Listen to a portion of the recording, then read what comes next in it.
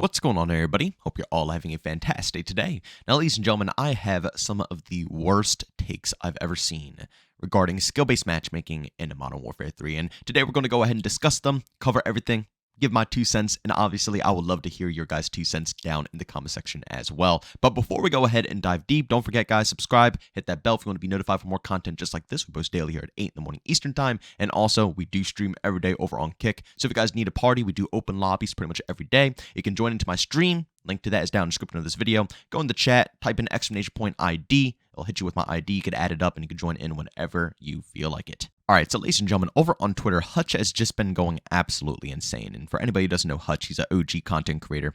Obviously, every single year that goes by, he does the same exact thing. He comes on Twitter and just starts an absolute riot. But again, like I said, it's just part of me wants to believe that he's trolling every single year that goes by.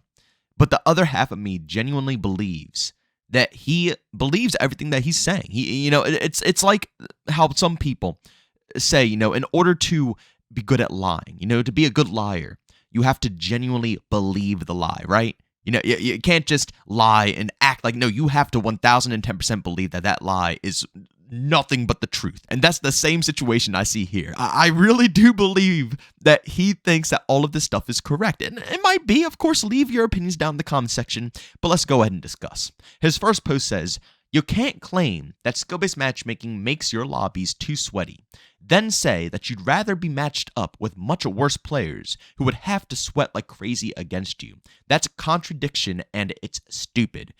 That post right there, I mean, honestly, it's kind of stupid. The whole purpose, the whole negative of skill-based matchmaking is that if you are playing as a solo player, I mean, if you're playing as a group, it's not really as bad. Yes, it's thick. Yes, you're going to be versing competition, but let's be real, it's to be expected. If the matchmaking is tracking that you're in a full 6-man party, it's probably going to try to do the same thing and match you with other 4, 5, 6-man parties. And 9 times out of 10, if people are squadding up like that, yeah, it's going to get pretty competitive. But the solo player experience is so disgusting current date that it makes it unplayable. And the main reason is because it parties you with all players who are not supposed to be in your bracket and then put you up against players who are all equal to your skill. So you have to single-handedly carry 5 other individuals against a 6-stack, maybe not a 6-stack, but 6 individuals who are equal to your skill. I actually saw a post from ExoGhost the other day, and it's amazing because I've been saying it time and time. Like I said, this theory is correct. It's literally how the matchmaking, the algorithm works when you are at least a half-decent player, and you're playing solo. But you can see right here from ExoGhost, he went into 2 different lobbies, one on his bot account and one on his main account. And on his bot account, the first game that he gets into, or the majority of the games that he gets into, are as shown in this picture right here. He's the bottom of the leaderboard. Obviously, it's his bot account. He's not trying. But all of his teammates are competent. They know what they're doing. They are actually playing the game. And then when he goes onto his main account, where his stats are actually real, he is the top player, while the rest of his team, he has to carry against the enemy sweats.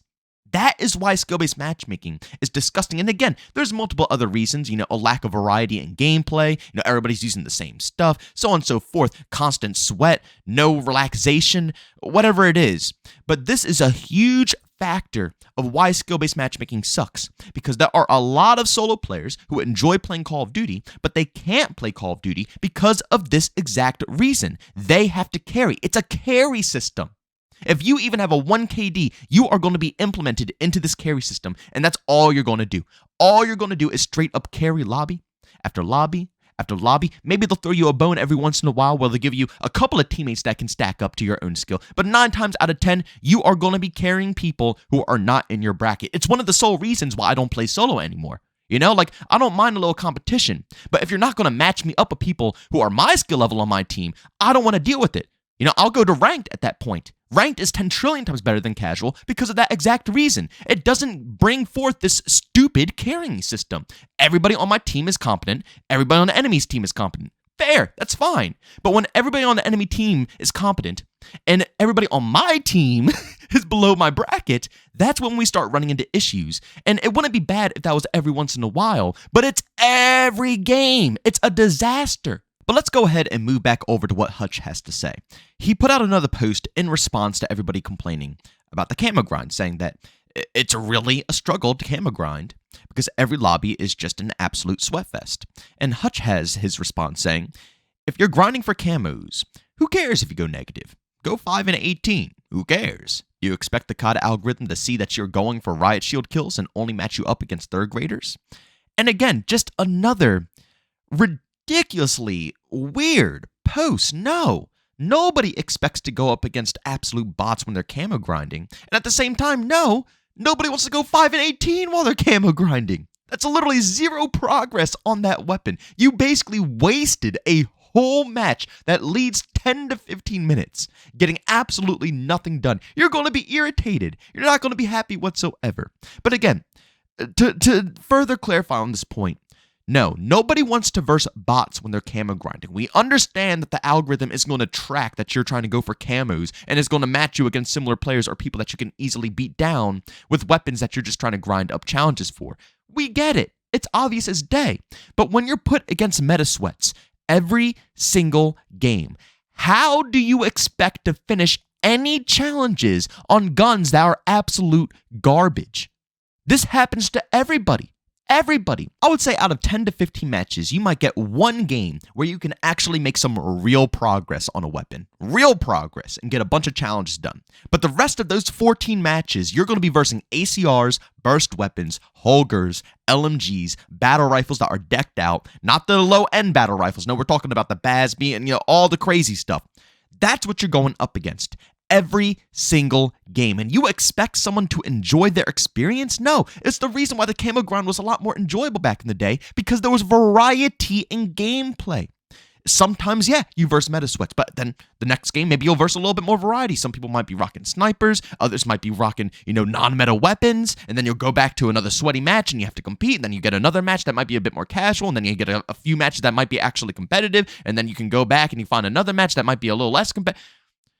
That's what made it so intriguing and addicting. Now, nobody even wants to bother. Yeah, of course, camo grinding is camo grinding. It's a staple in COD. But all I see is people just devastated because they can't get anything done on these weapons because they're too busy going against opponents who just want to strictly sweat with meta.